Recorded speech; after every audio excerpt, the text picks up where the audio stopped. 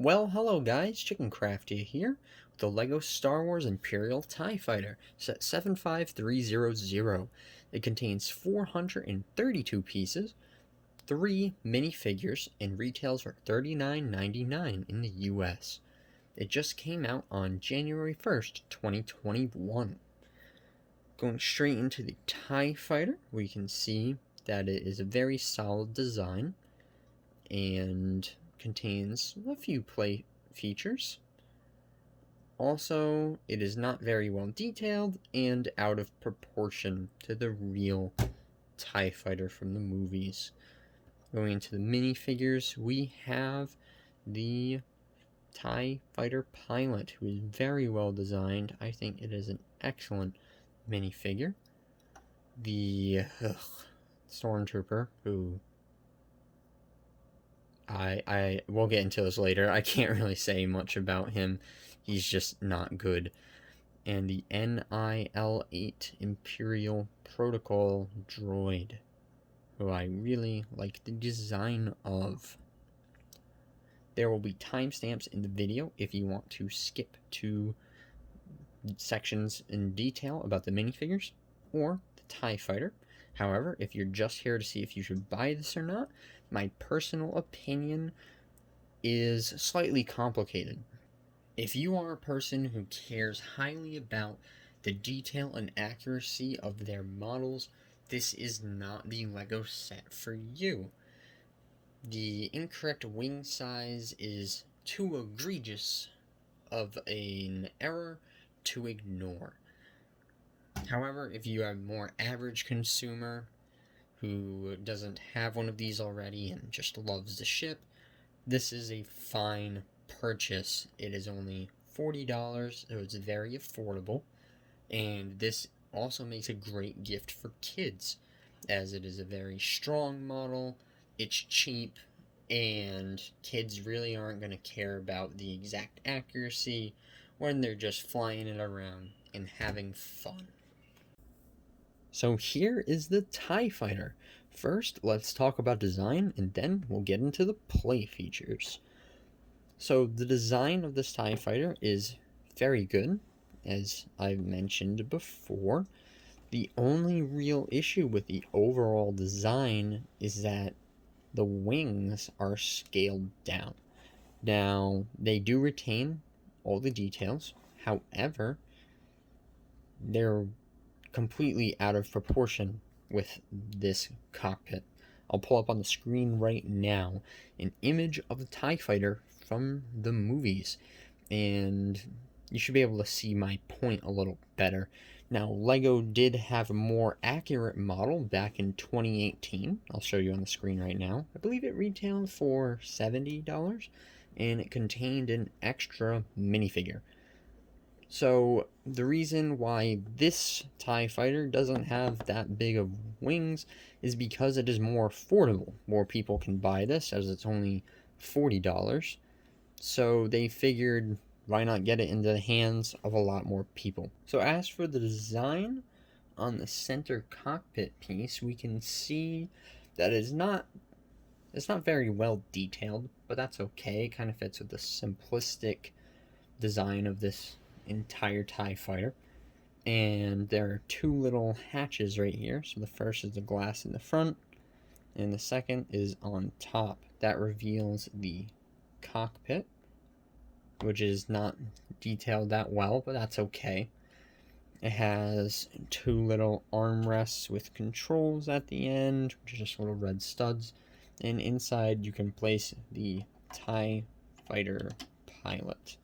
Sadly, however, there is no place for his little pistol, but that's okay. We can close the cockpit back up. He fits in there nice and well, and as you're moving the TIE Fighter around, he doesn't even jiggle around. As for the back, we have two little thrusters and that nice bubble in the center. It's not really much else to say about the back. And on top you have a little print piece that is slightly annoying as it falls off just like that. And also when you are holding this and pretending to fly around and stuff, and you put your thumb here, it turns. And I don't like that at all. Inside of here, there's actually a room for a little plus technic piece. And I believe they should have replaced it with one of those rods, or replace this little stud that holds it in place with one of those rods so that it doesn't move around. But of course you can make that mod later. As for the wings, they are very well detailed. I believe I mentioned earlier that the inside of the wings, however, doesn't have the same pattern as the outside like it should, but that's okay. It's not really the most desirable. You just want to see the outside, especially for this value $40 set. Now, if you were paying any more, I would say that it would definitely need the stripes on the inside. There's a nice little print piece right here. You got some nice little arms or whatever you would call those right there. And it is very sleek. It looks really good. However, one big problem, which I have no idea why they put, is these ball joints. If we look on the bottom and all the other corners, it's just this little rod with a claw. I'm not sure exactly what to call that. But for some reason, on the front and the back, we have these ball joints.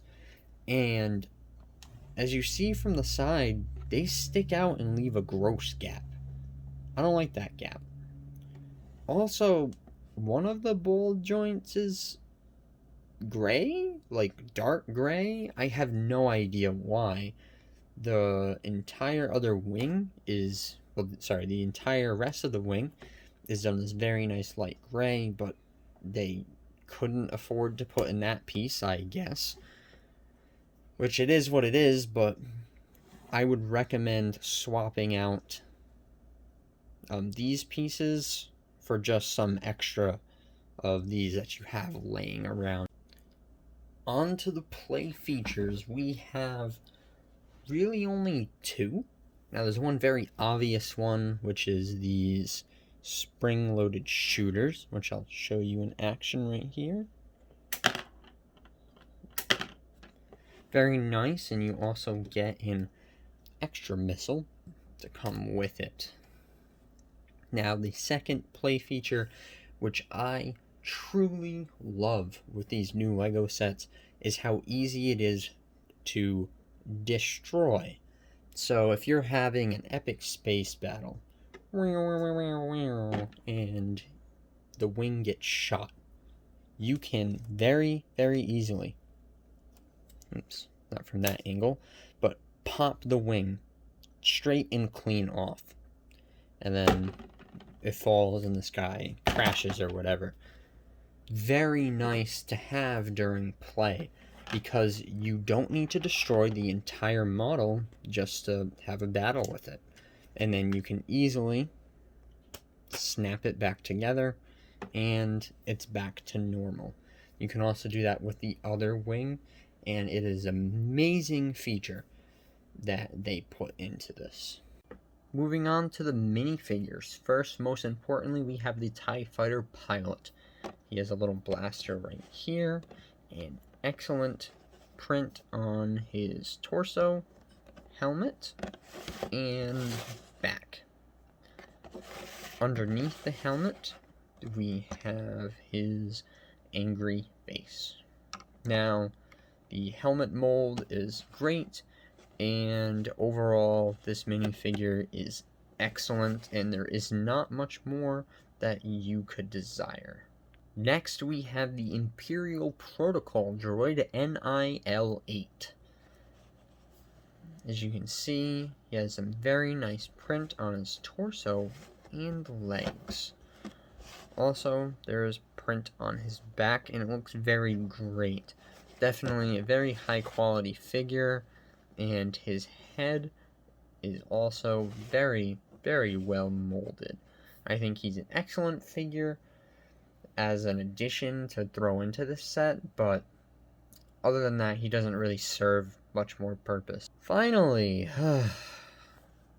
we have this guy. He's a Stormtrooper, I guess. I don't know what happened to his helmet. He has a nice Stormtrooper blaster print on the torso, legs, and back. Even print on the back of his helmet. Underneath the helmet, we have a standard face. However, I do not like the helmet at all. Let's zoom in on that ugly creature for you guys. Its eyes are way too big. The helmet has huge, huge eyes, and there's no space between them and the top rim right there. Also, his mouth is far too big, and the helmet seems to come down more than it should, and from the side, it also seems like the real edge right there is slightly too, like, it sticks out too much. I do not like him at all, and I believe there are many, many other Stormtroopers that we saw in the past from LEGO that would have been far better in this set. However, it's not really much of a problem, as this guy is the main focus, and he's just kind of thrown in because it's a nice addition. Thank you so much for watching. If you enjoyed this content and are looking for more like it, please click subscribe. I have already done a review for Trouble on Tatooine, and I'll leave a card for that. And soon I'll be doing a review for Luke Skywalker's X-Wing. Subscribe and you'll be notified when this review comes out. Thank you again so much for watching, and have an amazing day. This is Chicken Craftia, out.